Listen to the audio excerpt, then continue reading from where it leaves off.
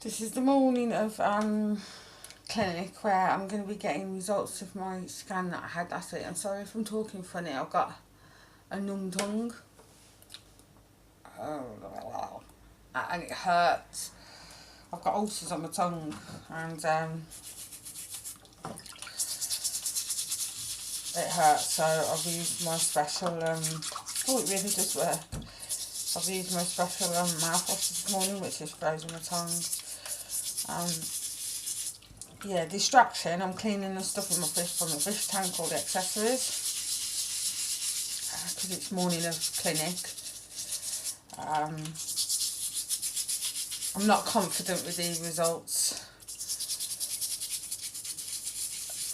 just because of the pains that I'm experiencing in my stomach, and I think maybe it's probably just the anticipation of it all as well. Something is amiss, it doesn't feel quite right, so I'm a little bit all over the place emotionally. I am drained because I've still got a lot to do. I've got to paint walls, and I've got to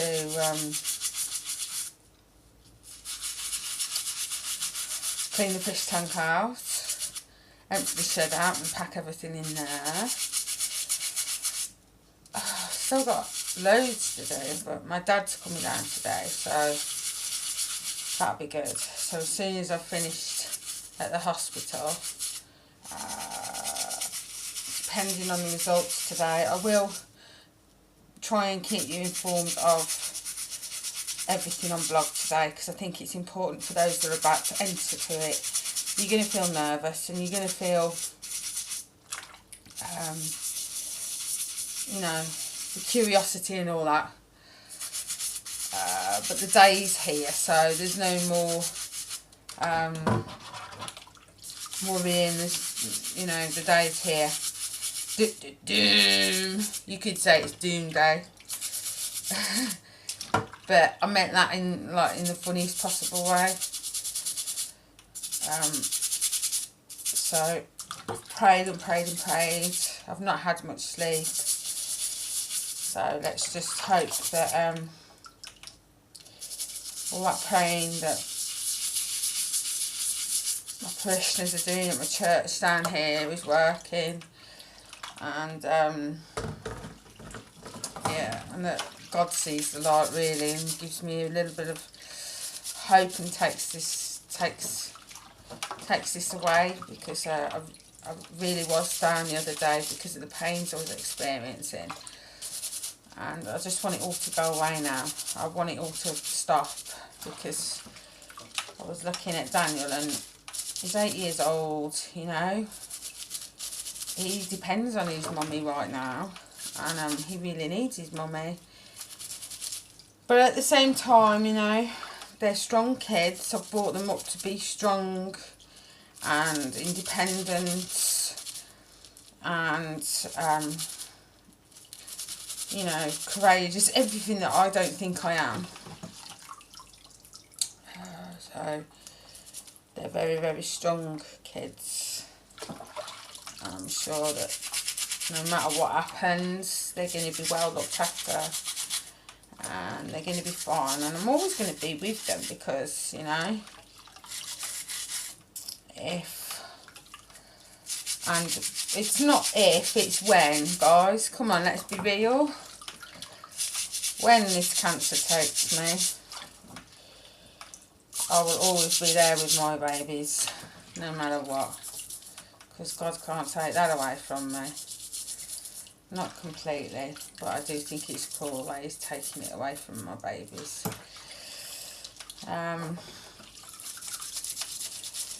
I don't think anybody wins the battle against cancer, guys, but it's the way you deal with it. It's not what's given to you.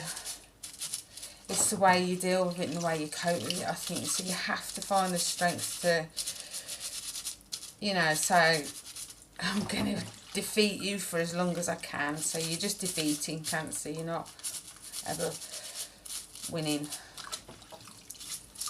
But, you know, not with my type of cancer. It doesn't, that's not for all cancers, you know. It's just for my type, so. But I'm sorry to be so morbid, and I'm sorry to be so down about it. I'm just being realistic, guys, yeah. And you know, it's a world that you're in. From the day you get told you've got cancer, you have to, when you've got small children, I think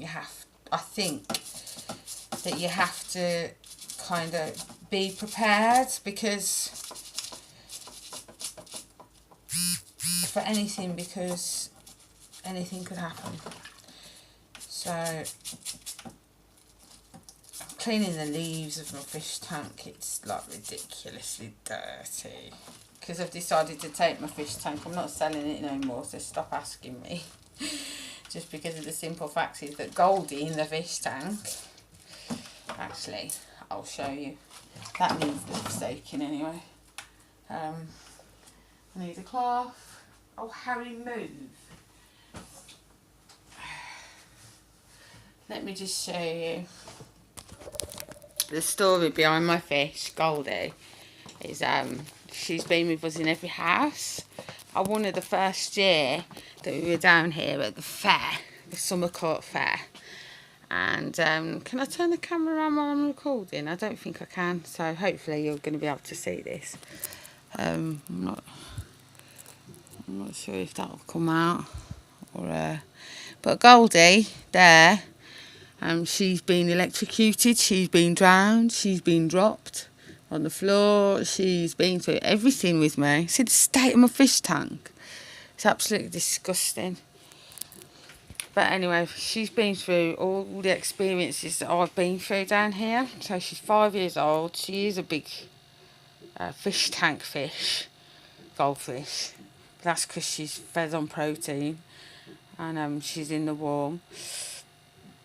So I've decided that I have to take her. I can't leave her behind, which means the fish tank has to come with me. So I'm just giving it a good clean down. So it's just on my list of to-do jobs. So enough rambling now. It is time for me to leave. I'm going to get these results, and no matter what, it doesn't matter what the result's going to be, I'm still going to be living life and enjoying life and enjoying my time that's given to me with each individual person, and having lots of fun. And I think that's the way life should be from the day you're born. And I think we don't appreciate life sometimes. We certainly don't respect it enough. And it's a shame that some kind of wake-up call or tragedy has to happen before you start appreciating and respecting life. You know, some people do it with ease, but a majority of us don't. And we moan about the stupidest things, and you know, when I blink, this sounds really stupid, but there's like a delay on the camera. I'm not blinking at the same time as the camera. It's really funny. So I'm sort of blinking, but then watching myself blink after. Anyway, it's full of awesomeness. So I forgot what I was saying.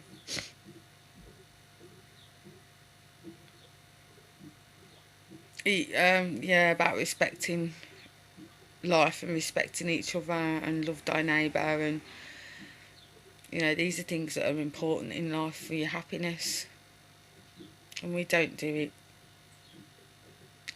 We just moan about the weather, moan about the neighbour, rather than trying to find a solution. And obviously in some situations it is kind of something that we just do, rather than getting to know each other. We moan about each other. And when people fall out as well, you know, there's lots of people that I fell out with that I've apologised to, and but it's taken cancer for me to do it, to back down and say, hey, I'm wrong. I'm so sorry. It's not an easy thing to do. But anyway, I'm going, guys. I will blog straight after I've come out of clinic.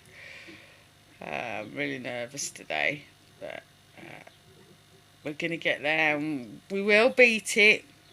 I'm not saying I'm not going to beat it. I will beat it, but it'll just be delayed for the inevitable, and I'm determined to do that. So if doctor says to me today that, you know, I've got less than whatever, I'm going to prove him wrong on every level, and that's where the determination comes from, because I've got too much to do with my children.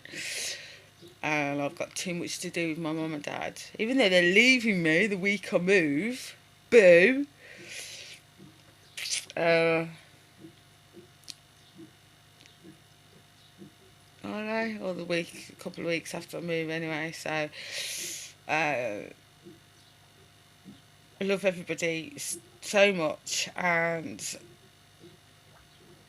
I'm so grateful for so much support that I'm getting, and please don't ever shy away. And once I move, if people feel like you just want to pop in.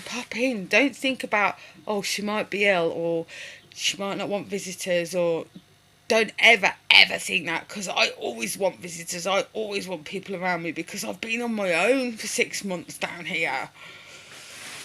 Well, I've been on my own since I moved here 6.5 years ago, but through this, at least 4 months of this experience, I've been on my own. I don't like being on my own. Nobody likes being on their own. Come on, get real. I wouldn't think about how you was feeling if you was ill. I'd just turn up. But that's me. And, you just tell me to go away if you don't want me there, and that's it. But at least I've come. So, look at my front room, guys. My front room. It's just like...